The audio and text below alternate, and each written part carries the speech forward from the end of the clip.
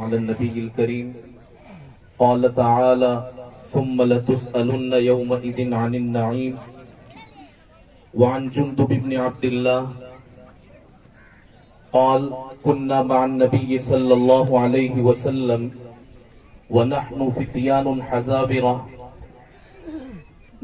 تعلمنا الإيمان قبل أن نتعلم القرآن ثم تعلمنا القرآن فازددنا به ایمانا صدق اللہ العلی العظیم وصدق رسولہ النبی الکریم۔ ایک مرتبہ درود شریف پڑھ لیں۔ اللہم صلی علی سیدنا و مولانا محمد وعلی آل سیدنا و مولانا محمد وبارک وسلم۔ جو حضرات باہر ہیں وہ اندر آ جائیں پنڈال میں، بس تھوڑی دیر میں انشاءاللہ دعا ہونے والی ہے۔ الحمدللہ ہم اور آپ اس علاقے کی علمی اور روحانی درسگاہ مدرسہ المعہد العالی الاسلامی کے سالانہ پروگرام میں شریک ہیں۔ شروع سے لے کر آخر تک پورا پروگرام سننے کا اور دیکھنے کا موقع میسر آیا۔ یہ کہنے کی بات نہیں ہے، یہ حقیقت ہے۔ جتنی توجہ سے میں نے دیکھا اس سے زیادہ توجہ اور دھیان سے آپ نے دیکھا اور سنا ہوگا۔ بہت کامیاب پروگرام بچوں نے پیش کیا، اور اس ادارے کی تو بڑی خصوصیات ہیں۔ سب سے بڑی خصوصیت اس ادارے کی میں یہ سمجھتا ہوں کہ اس ادارے کو مخدوم گرامی پیر طریقت حضرت مولانا قاری محمد امین صاحب دامت برکاتہم کی توجہ اور سرپرستی حاصل ہے۔ ان کی روحانی اور عرفانی توجہ سے جس تیزی کے ساتھ یہ ادارہ ترقی کر رہا ہے، ہم اس کا بخوبی مشاہدہ کر رہے ہیں، اسے دیکھ رہے ہیں۔ اور پھر اللہ تبارک و تعالیٰ نے اس ادارے کو جو ذمہ دار اور اساتذہ عطا فرمائے ہیں، بہت فکر مند، بچوں کے مستقبل کو اور آنے والے کل کو لے کر کے بہت سنجیدہ، جس کا بھی اور میں نے اور آپ نے، ہم سب نے مشاہدہ بھی کیا ہے۔ اللہ تبارک و تعالیٰ ان سب کی کاوشوں کو، کوششوں کو قبول فرمائے، اور جو نیک تمنائیں ادارے کی ذمہ داران کی، بستی کے ذمہ داران کی ان بچوں سے اور ادارے سے وابستہ ہیں، اللہ تبارک و تعالیٰ ان کی وہ تمنائیں پوری فرمائے۔ ہم اور آپ اللہ کے فضل سے صاحب ایمان ہیں۔ اللہ نے ہمیں اور آپ کو ایمان کی دولت سے سرفراز فرمایا، ہمیں مسلمان بنایا۔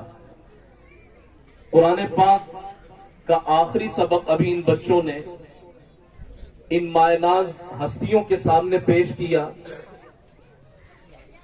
کتنی بہترین کارگزاری ہے ادارے کی کہ 14 بچوں اور بچیوں کا قرآن پاک مکمل ہو رہا ہے، ناظرہ قرآن مکمل ہوا، اور حفظ قرآن پاک کی ان بچوں کو سعادت حاصل ہوئی۔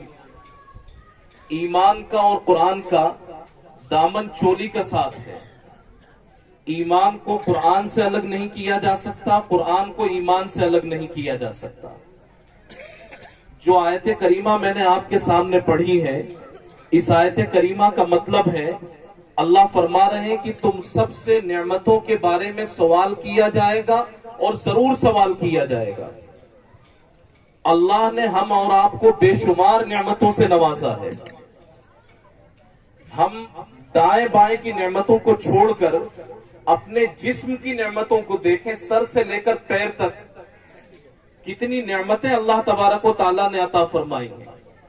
اگر کسی ایک نعمت کو اللہ تبارک و تعالیٰ چھین لے تو پھر اس نعمت کا اندازہ ہوگا۔ مثلا یہی ہے، چند گھنٹوں کے لیے یا ایک آدھ دن کے لیے किसी का पेशाब रुक जाए,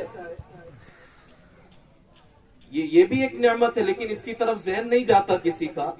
अगर थोड़ी देर, एक दिन के लिए ये तकलीफ हो जाए, इंसान अपना ज़ब्त खो बैठता है, परेशान हो जाता है। वो परेशान होता है, उसके खानदान के लोग परेशान होते हैं, डॉक्टरों के पास लिए लिए उसको भागते हैं।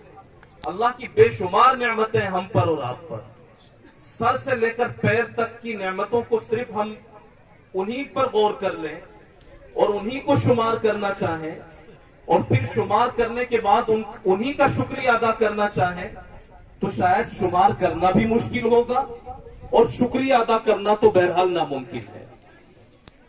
अल्लाह ताला ने तरह तरह की नेमतों से हमें नवाजा है, लेकिन उन तमाम नेमतों में सबसे कीमती नेमत हम और आपके पास में ईमान है।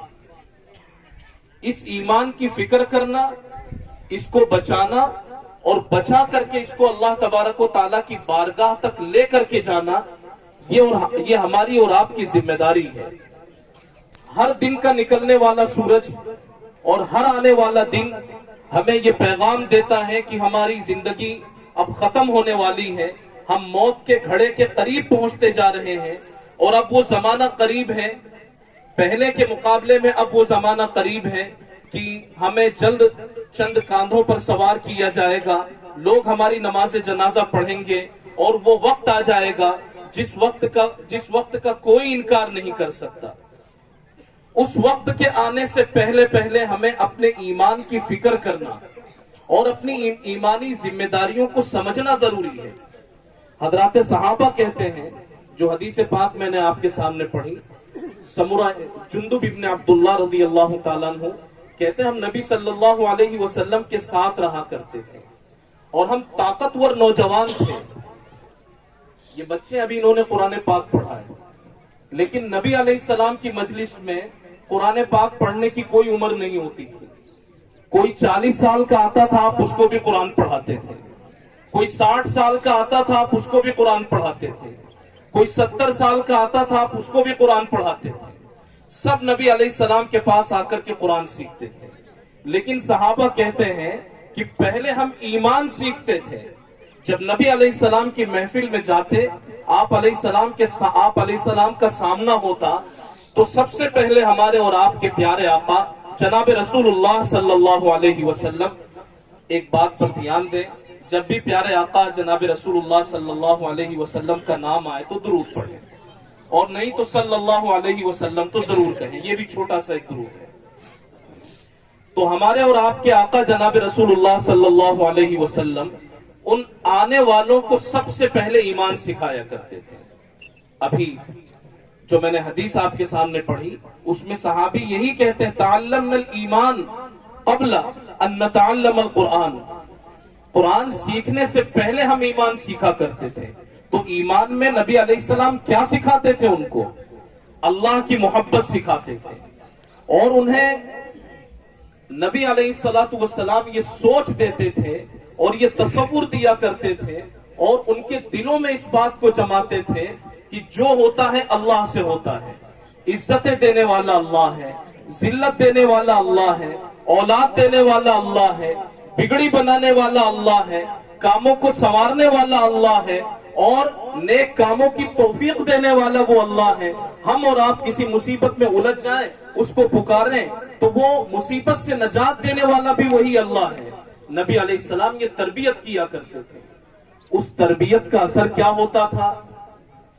नबी अलैहिस्सलाम के सामने कोई आकर के बैठते सर झुका करके और कहते, या रसूल अल्लाह, क्या अल्लाह मुझे भी माफ कर देंगे? क्या अल्लाह मुझे भी माफ कर देंगे?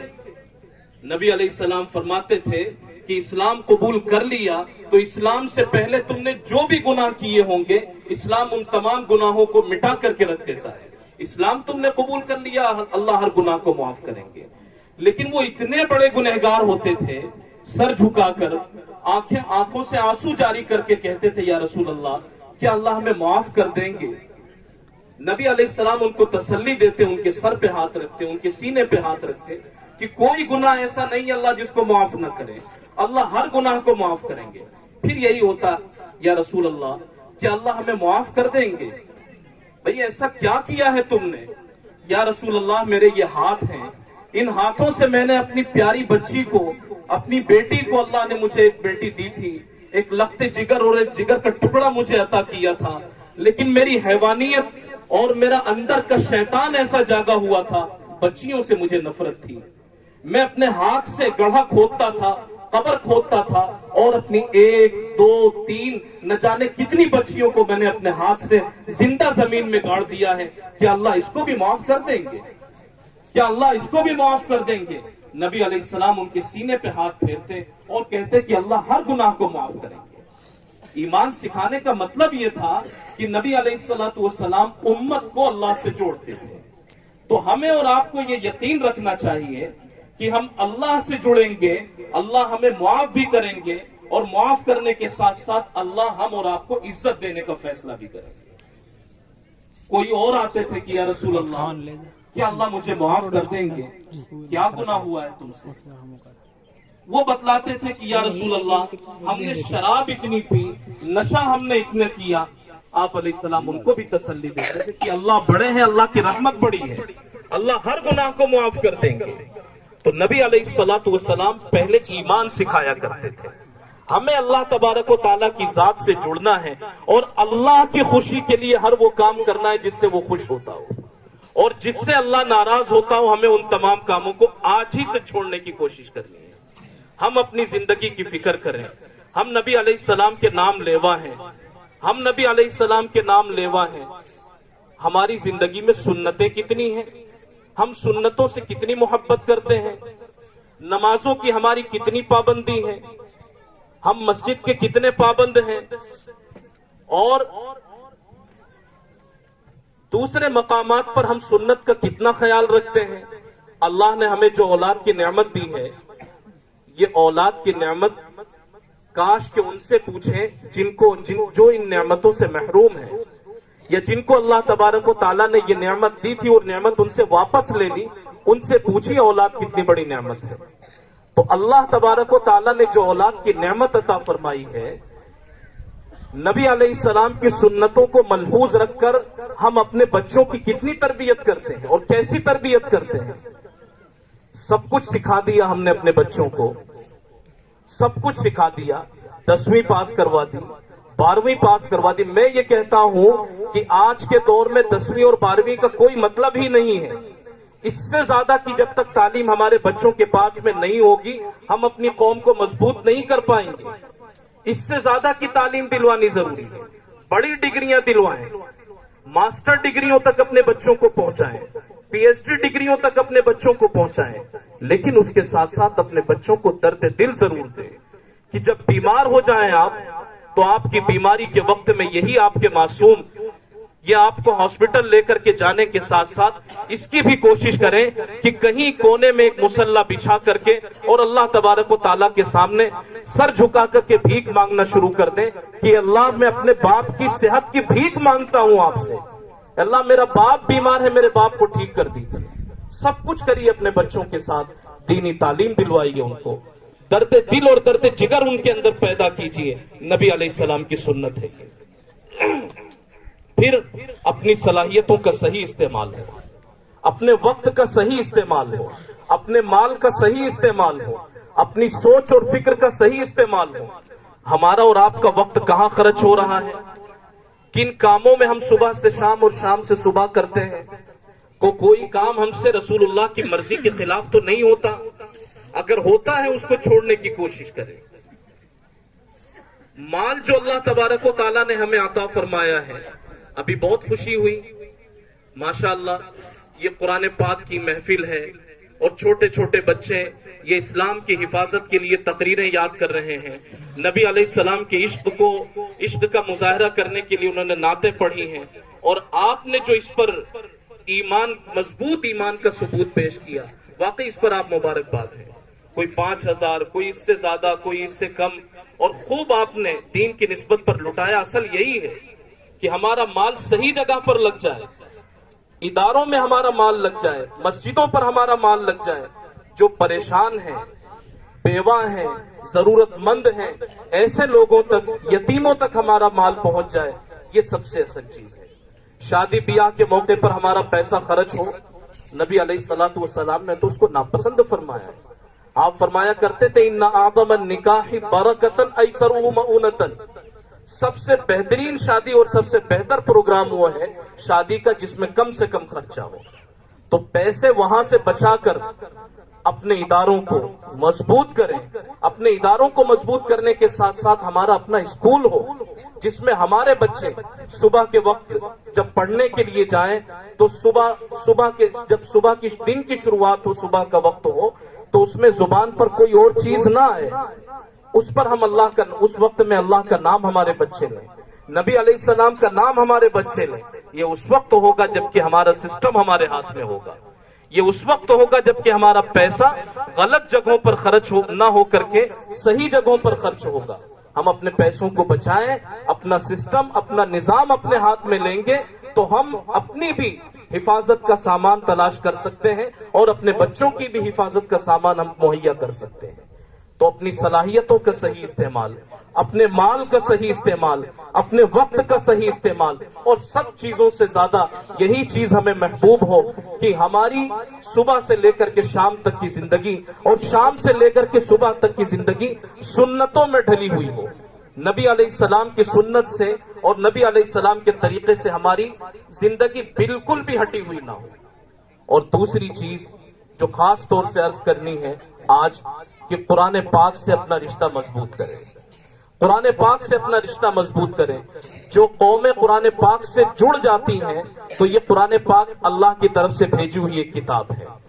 جو قوم اللہ کی کتاب سے جڑتی ہے وہ اللہ سے جڑ جاتی ہے، اور جو قوم اللہ سے جڑتی ہے اللہ اس کو دنیا میں بھی کامیاب کرنے کا فیصلہ کرتے ہیں اور آخرت میں بھی عزتیں اسی کے نام ہوتی ہیں. تو ہمیں اپنی فکر کرنی چاہیے. کتنے ہیں ایسے، دیکھو چھوٹے چھوٹے بچے بھی آئے، انہوں نے نبی علیہ السلام کا نام بتلایا، ان کی والدہ کا نام بتلایا، ان کے ابا کا نام بتلایا، جس نے دودھ پلایا ان کا نام بتلایا، اور کیا کیا معلومات ان بچوں نے پیش کی. ہم میں سے بہت سے لوگ ایسے ہوں گے جو وہ معصوم بچے یعنی 4-5 سال کے وہ بچے تھے، ان دینی معلومات کے اعتبار سے ہم ان سے بھی پیچھے ہوں گے. ہم میں سے بہت سے ایسے ہوں گے، لیکن مایوس ہونے کی ضرورت نہیں ہے. یہ بھی صحابہ کی سنت ہے. صحابہ بچپن میں نہیں گئے تھے، تو چند صحابہ تھے جو چھوٹے چھوٹے تھے اور نبی علیہ السلام کے پاس میں جاتے تھے. صحابہ سب بڑی عمروں میں دین سیکھتے تھے. صحابہ بڑی عمروں میں انہوں نے قرآن پاک سیکھا اور نبی علیہ السلام نے سب کو سکھایا بھی. آپ قرآن پاک سیکھنے کی کوشش کریں، فکر کریں. اللہ وہ اسباب بنائیں گے اور اللہ وہ طریقے اور وہ راستے کھول دیں گے کہ قرآن پاک پڑھنا بھی، سیکھنا بھی اور اس پر عمل کرنا بھی سب ہمارے لیے بھی اور آپ کے لیے سب کے لیے آسان ہو جائے گا. اور ایک بات کہ قرآن پاک اگر پڑھنے کی کوئی کوشش کرتا ہے، عمر اس کی زیادہ ہو گئی ہو، 50 سال کا ہے کوئی، 60 سال کا ہے کوئی، 40 سال کا ہے، اس نے قرآن اب تک پڑھا نہیں، اب قرآن پڑھنا چاہتا ہے، وہ قرآن پڑھتے ہوئے اس کو بڑی تکلیف ہوتی ہے. جو آیت وہ پڑھ رہا ہے وہ پڑھنے میں اس کو تکلیف ہوتی ہے، زبان سے حروف ادا نہیں ہو پاتے، استاد بتا رہا ہے بار بار لیکن وہ پڑھانے کے بعد بھی نہیں پڑھ پا رہا ہے، تو جتنی تکلیف ہوگی اس کو ثواب ڈبل ملے گا. بچوں کے مقابلے میں بڑوں کو ثواب زیادہ ملتا ہے، اس لیے کہ بچوں کی زبان صاف ہوتی، آسانی سے پڑھ لیتے ہیں. بڑوں کو پڑھنے میں دقت ہوتی ہے، تو ایک قرآن پڑھنے کا ثواب اور دوسرے جو دقت ہو رہی ہے اس دقت پہ صدقے کا ثواب ملتا ہے. تو انشاءاللہ سبھی قرآن پاک سیکھنے کی کوشش کریں گے. ایک تو قرآن پاک سیکھیں بھی اور پھر اس قرآن پاک پر عمل کی بھی کوشش کریں، اس لیے کہ ہماری اور آپ کی کامیابی اسی میں ہے کہ ہم نبی صلی اللہ علیہ وسلم اور آپ کا لایا ہوا یہ دین اور آپ کا لایا ہوا یہ قرآن اور اللہ تبارک و تعالیٰ ان سب کو ہم اپنے اور ان کے طریقوں کو اپنے گلوں سے لگا لیں، اپنے سینے سے لگا لیں. اسی میں ہماری اور آپ کی کامیابی ہے. اللہ تبارک و تعالیٰ ہمیں ایمانی اعتبار سے اور ہر اعتبار سے مضبوطی نصیب فرمائے. میں اسی بات پر اپنی گفتگو ختم کرتا ہوں اور آخر میں ایک بار پھر